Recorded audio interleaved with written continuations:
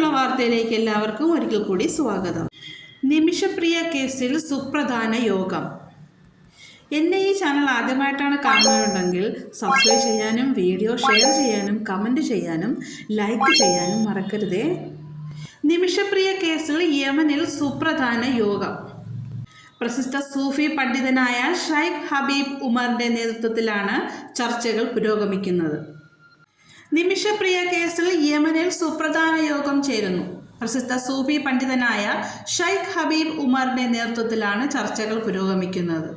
Yemen ഭരണകൂട പ്രതിനിധി, കോടതി സുപ്രീം ജഡ്ജ്, കൊല്ലപ്പെട്ട തലാലിൻ്റെ സഹോദരൻ എന്നിവർ യോഗത്തിൽ പങ്കെടുക്കുന്നുണ്ട്. കാന്തപുരം AP അബൂബക്കർ മുസ്ലിയാരുടെ ഇടപെടലിനെ തുടർന്നാണ് ഷൈഖ് ഹബീബ് ഉമർ വിഷയത്തിൽ ഇടപെട്ടത്. അതേസമയം നിമിഷപ്രിയയുടെ വധശിക്ഷ ഒഴിവാക്കാൻ കൂടുതലൊന്നും ചെയ്യാനാകില്ലെന്ന് കേന്ദ്ര സർക്കാർ സുപ്രീം കോടതിയെ അറിയിച്ചിരുന്നു. കേസിൽ പരിമിതികളുണ്ടെന്നും മോചനത്തിനായി പരമാവധി കാര്യങ്ങൾ ചെയ്യുന്നുണ്ടെന്നും കേന്ദ്രം കോടതിയെ അറിയിച്ചു. നിമിഷപ്രിയയുടെ മോചനത്തിനായി സഹായം നൽകാൻ തയ്യാറാണെന്ന് സൗദിയിൽ ജയിലിൽ കഴിയുന്ന അബ്ദുൾ റഹീമിൻ്റെ കുടുംബവും നിയമസഹായ സമിതി ട്രസ്റ്റും വ്യക്തമാക്കി. റഹീമിൻ്റെ മോചനത്തിനായി ശേഖരിച്ച തുകയിൽ ബാക്കി വന്നത് നിമിഷപ്രിയയ്ക്ക് വേണ്ടി കൈമാറും.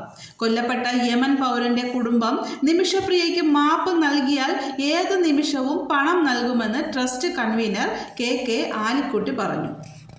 യമനിൽ നടക്കുന്ന യോഗത്തിൽ തലാലിൻ്റെ സഹോദരൻ നിമിഷപ്രിയയ്ക്ക് മാപ്പ് നൽകുമോ? നിങ്ങളുടെ അഭിപ്രായങ്ങൾ കമൻ്റായി രേഖപ്പെടുത്തുക.